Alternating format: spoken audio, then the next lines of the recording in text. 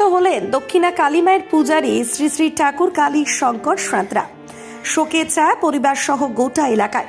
উল্লেখ্য, মাত্র 9 বছর বয়সে তিনি কালী মায়ের দর্শন পেয়েছিলেন। কথিত আছে, এক সাঁওতালি মেয়ের রূপ ধরে কালীমা তাকে দর্শন দিয়েছিলেন, আর সেই থেকে তিনি এই দক্ষিণা কালী মায়ের পুজো করে আসছিলেন। মায়ের গায়ে পা রেখে পুজো করার জন্য তার আলাদা একটা খ্যাতি ছিল।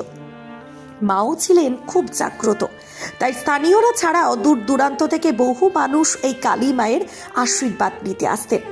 জানা গেছে, হঠাৎই অসুস্থ হয়ে সোমবার রাত্রি 10টা নাগাদ তিনি প্রয়াত হন। মৃত্যুকালে তার বয়স হয়েছিল 78 বছর।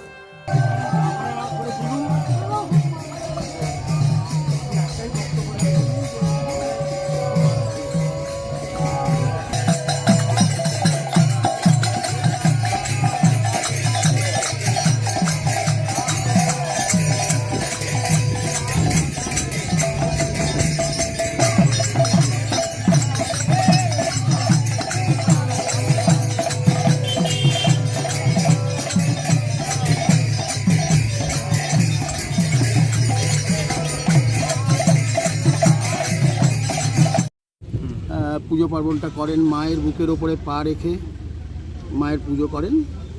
আমরা সেটা দেখে অনেকটা আশ্চর্য হয়ে গেছি। সেটা দেখার জন্য আমরা এসেছিলাম, আর মায়ের পুজো দেওয়ার জন্য এসেছিলাম। কি শুনলেন এখানে? এখানে শুনলাম যা যা আমরা শুনেছিলাম, যা যা আমরা জানতাম, সেটা মোটামুটি মিলে গেছে, ঠিকই আছে। আগামীতে আমরা হয়তো আবার আসবো। মানে যিনি পুজো করতেন তিনি তো আজকে মারা গেছেন। তাকে এসে আমরা শেষ অবস্থায় দেখেছি। তাকে নিয়ে যাওয়া হলো, এই আধ ঘন্টা হবে এখনো নিয়ে গেছে। কোথায় বাড়ি আপনাদের? আমাদের বাড়ি কলকাতা, খড়দা বলে একটা জায়গা আছে, খড়দা। এই ঠাকুরের কি মাহাত্ম্য কলকাতা তো মানে শোনা যায়, অনেক জায়গায় আছে, প্রচার হয়ে গেছে। আর আপনারা যেটা নিচ্ছেন, আমাদের সংস্থার নামটাও আপনারা একটুখানি প্রচার করবেন। আমরা নৈবেদ্যম, আমাদের একটা সামাজিক প্রতিষ্ঠান। আমরা সমাজের বিভিন্ন স্তরের মানুষের সেবা করার চেষ্টা করছি, যতটা মানুষের উপকার করা যায়। তাই মায়ের আশীর্বাদটাও নিতে এসেছিলাম সেই উদ্দেশ্যে, কিন্তু আমাদের দুর্ভাগ্য যে আমরা ওই পুজোটা দেখতে পেলাম না। কি নাম আপনার? আমার নাম প্রবীর কুমার দে। উনি ছোটবেলা থেকে গরু চড়াতেন, বুঝলেন, বাগাল রাখালুকে এসে তখন মাকে পেয়েছিলেন। করে সাধনা করেন। কিছুদিন পর যাবৎ ওনাদের পরিবারের যে সাঁতরা ফ্যামিলির ছেলেও ওনাদের কথাতেও সংসারী হন, সংসারী হয়েছেন। বিয়ানের কোনো ছেলে মেয়ে কিছু হয়নি। তারপর ওর শালীর মেয়েকে মানুষ করেন। আর যে ভাইপোটা সুশান্ত মল্লিক, আমাদের ভাইপো ভাই, আমার পিসু ভাইয়ের ছেলে, ওনাকে ভিক্ষে ছেলে করেছিলেন প্রথম।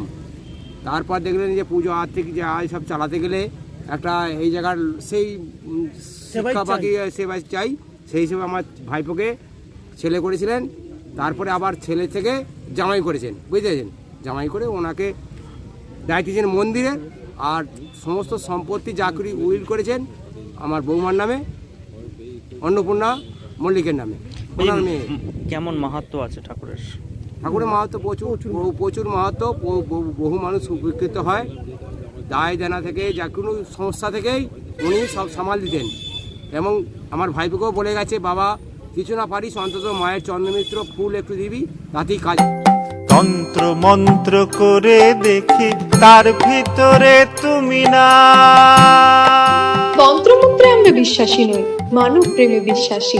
মানবতার বীজ বপনে 24 থেকে 28 জানুয়ারি আমরা আয়োজন করেছি আন্তর্জাতিক গোসাই পরবের। পঞ্চম বর্ষে তিঘুরির মাঠে পরবে থাকছে এদেশের পাশাপাশি বাংলাদেশ, রাশিয়া, জাপান সহ বহু দেশের বাউল পুকিরা।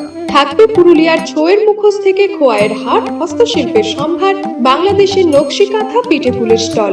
মানুষের মধ্যে ঈশ্বরের অস্তিত্ব খুঁজতে সামিল হন আমাদের সকলের উৎসবে। শাস্ত্র গ্রন্থ পড়ি যত, আরো দূরে সরে যাই, আরো দূরে